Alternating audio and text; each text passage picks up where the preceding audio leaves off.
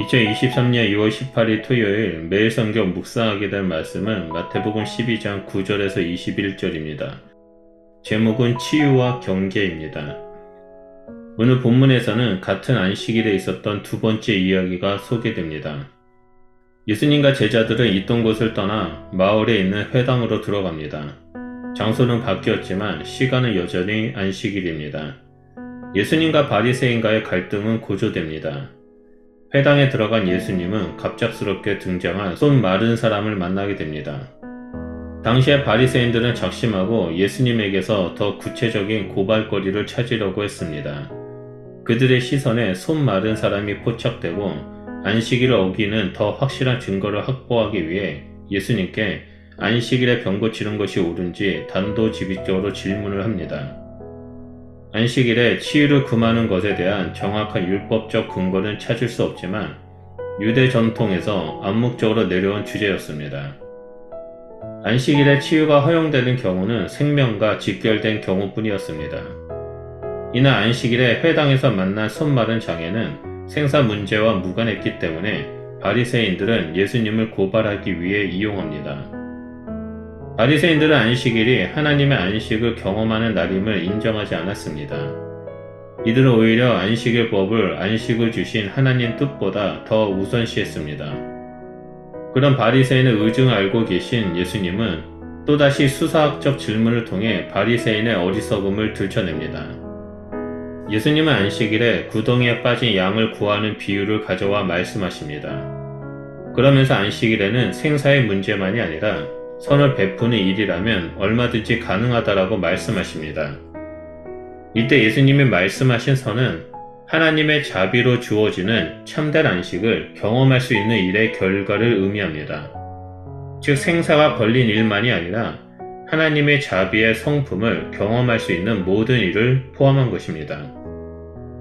예수님은 안식일의 주인입니다.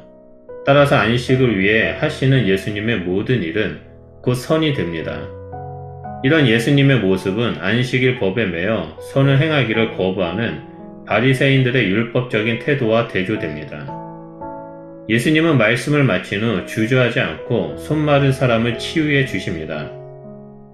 그 결과 손 마른 자는 안식을 맛보게 되고 이를 눈으로 보고도 인정하지 않은 바리새인들은 예수님에 대한 적대감이 더욱더 높아지게 됩니다.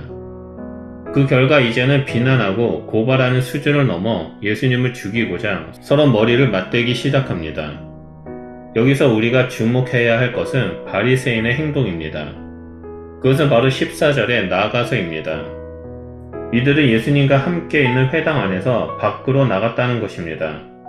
즉 참된 안식이 베풀어지는 자리에서 그 안식을 거부하고 안식 밖으로 나가버린 것입니다. 예수님은 적대적인 바리새인의 음모를 아시고 그 자리를 떠나시자 수많은 사람들이 예수님을 따랐습니다.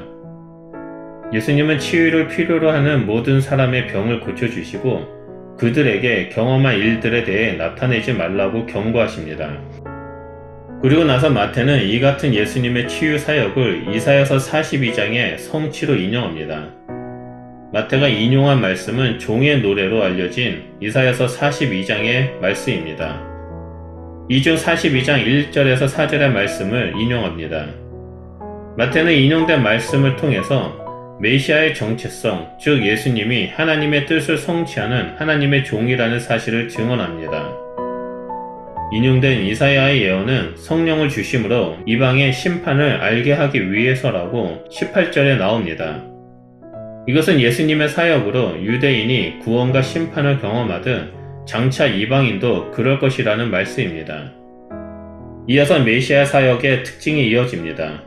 메시아는 다투거나 큰 소리를 치지 않을 것이며 그의 음성은 거리에서 듣지 못할 것이라고 말씀하십니다. 당시에 다투고 큰 소리치며 거리에서 가시하는 것은 바리새인의 특징이었습니다.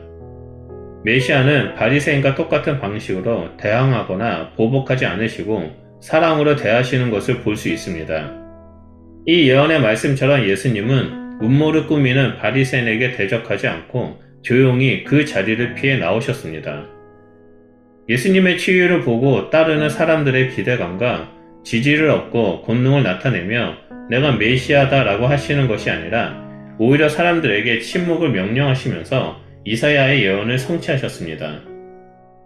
또한 이사야가 강조한 메시아의 성품은 상처 입은 영혼들을 어루만지시고 치유하시는 분이라고 강조합니다.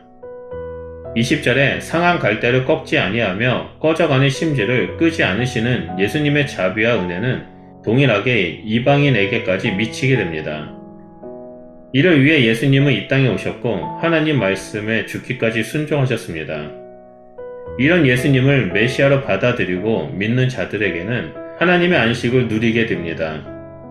반면에 귀로 천국 복음을 들었고 눈으로 병자와 귀신 들린 자가 회복되는 것을 보고서도 믿지 아니하는 자들은 메시아이신 예수 그리스도를 죽이려고 시도합니다. 오늘날 우리가 살던 이 시대에도 예수 그리스도를 메시아로 인정하지 않는 사람들이 있습니다. 심지어 교회를 다니고 하나님께 나와 예배를 드리는 사람들조차 주인 되신 예수님의 주권을 인정하지 않는 경우가 있습니다. 우리는 이 땅에 살아가면서 믿음과 세상의 경계에서 늘 믿음을 선택하는 그리스도인이 되어야 합니다.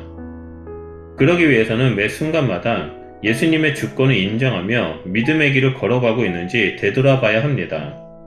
사람들과의 관계에서, 직장에서, 가정에서, 그리고 여러 상황 속에서 주인 되신 예수 그리스도의 주권을 인정하며 예수님의 뜻에 순종하고 살아가고 있는지, 아니면 바리새인처럼 내가 알고 있는 지식, 경험을 더 중요시하면서 살아가는 영역이 없는지 늘 점검해야 합니다. 그래서 우리의 모든 영역이 빛 대신 예수 그리스도 앞에 다 드러나고 예수님께서 다스리시는 하나님 나라에 들어가 안식을 누리는 그리스도인이 되어야 합니다.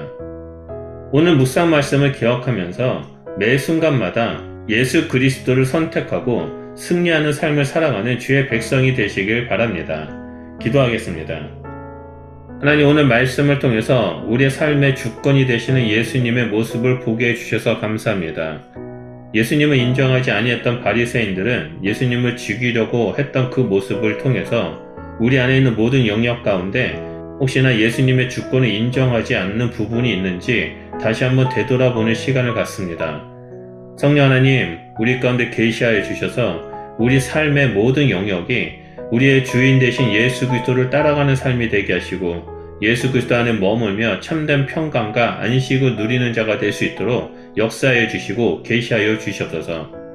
그래서 내 삶의 주인 되신 예수 그리스도를 따르며 이 땅에서 믿음의 길을 걸어가는 주의 백성이 될 수 있도록 우리의 삶 가운데 충만하게 역사하여 주시옵소서. 오직 성령님을 의지하며 나아갑니다. 우리의 삶이 더욱더 예수님을 닮아가는 자가 될 수 있도록 동행하여 주시옵소서. 감사드리며 예수 그리스도 이름으로 기도드립니다. 아멘.